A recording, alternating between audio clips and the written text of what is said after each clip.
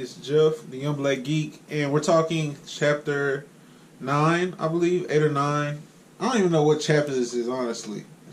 Like, all I know is that it's been fire, and I'm loving it still.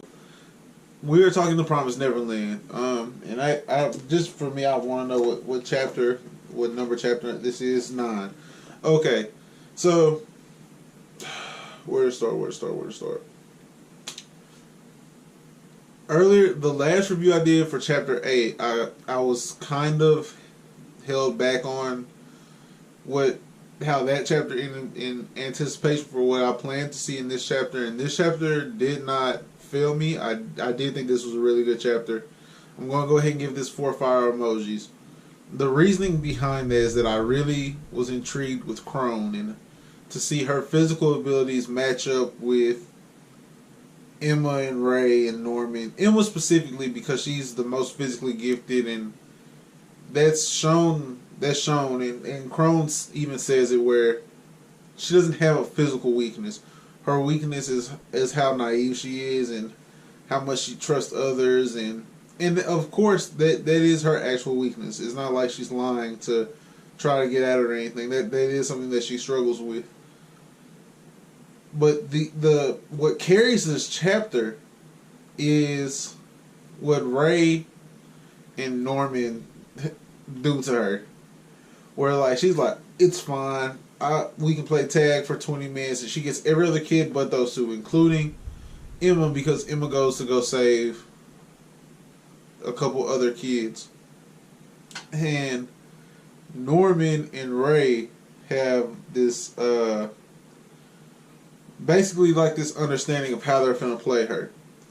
And they understand what the scouting report for them looks like already, where if I have to pick which one I'm going to chase first, let me go ahead and get Norman out the way and save Ray for last, because Ray has the least amount of physical weaknesses, for lack of a better term. I mean, it'll be easier to catch Norman than Ray if you were just going off paper. But the advantages that Norman has, and I believe this is kind of where we're going to go with this. This is just a prediction for me. But he's at home back there. He's at home chasing and being chased through those woods because it's something they do every day. It's something him and those other kids do every day. And while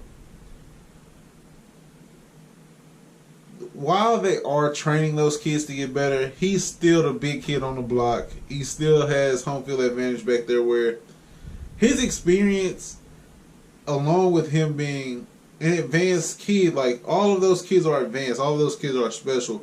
And that's another message that keeps getting hammered into this chapter, is how special these kids are, and how Isabella didn't tell any lies about, like, man, like these kids really can do this and they can really do that. But this entire time where Krone is seeing it in action, she's thinking like, man, I cannot catch him. Like, even though I know I'm faster and I know I'm stronger, I cannot catch him. She probably has the most impressive physical feat for this series, and we are dealing with kids and, you know what I'm saying, sisters of an orphanage. So it's not something where you expect a lot of physical feats for, maybe the occasional hurdle that was unexpected, but this heifer punched through a tree, or she punched through something. I thought it was like a hollow tree, and I was just like,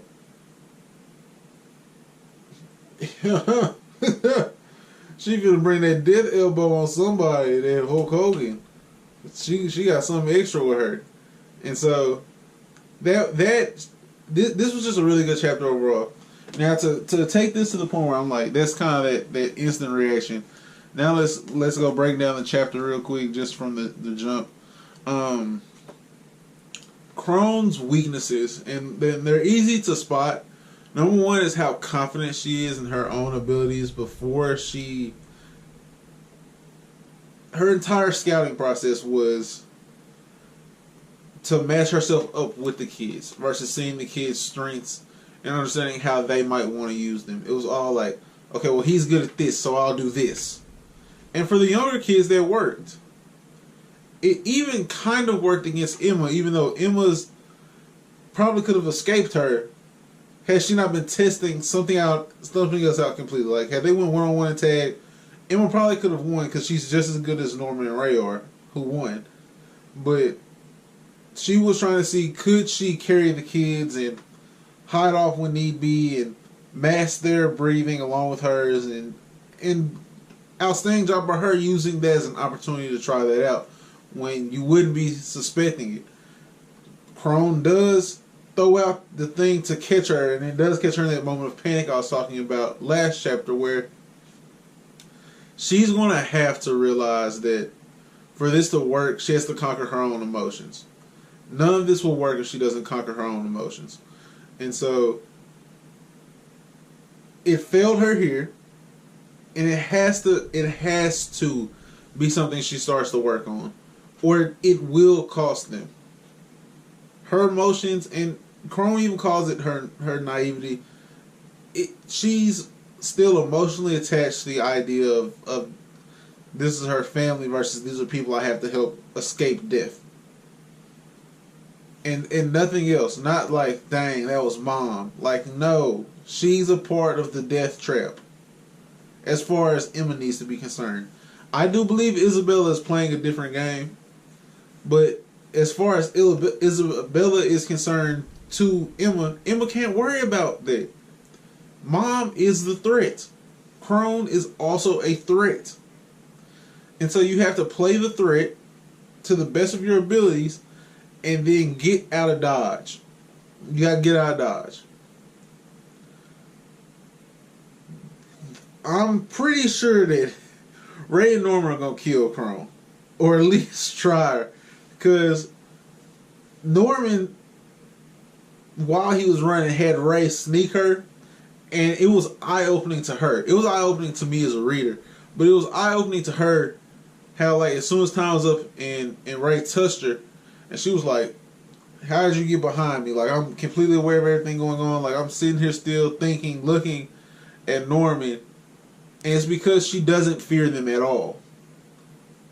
And the lack of fear from her is going to lead to her demise and probably aid Isabella in her escape. Because I'm stuck on this idea that Isabella's going to find a way to go with them. Sorry. And don't tell me, of course. Don't tell me, of course. But I think that she's going to find a way to deal. All the signs are there. Where she's just like, she's warning you like, hey, I'm telling you, these kids are the truth. And they're the truth because they're going to help me get out of here. Away from all of this hecticness that I've been playing along with for so long. That's going to be it from me, guys.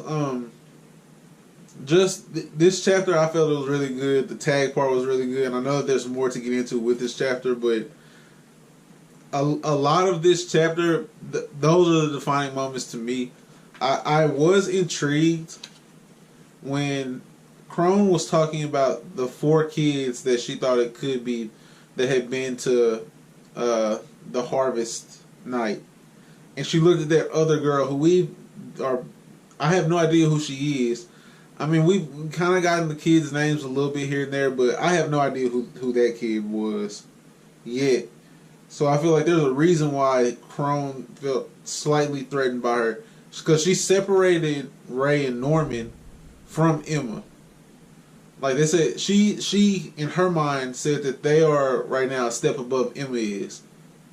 But Emma's only a step above this other girl, the way she kind of placed them and the way the panel placed them, where it was like it's Ray and Norman in one picture, and then you had Emma, and then this other girl is right next to the panel Emma's in. And I think that's there for a reason, personally. Alright guys, that's really it. That's really it. If you like this video, go ahead and give it a like below. Subscribe for more The Promised Neverland content, of course. In the comment section below, let me know what you expected to see out of Krone as far as her physical capabilities go. Because she's definitely built different physically than Isabella is.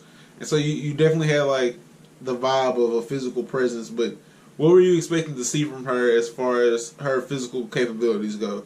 And she also processed some situations mentally pretty well, how she captured the younger kids. So we can throw that in there too.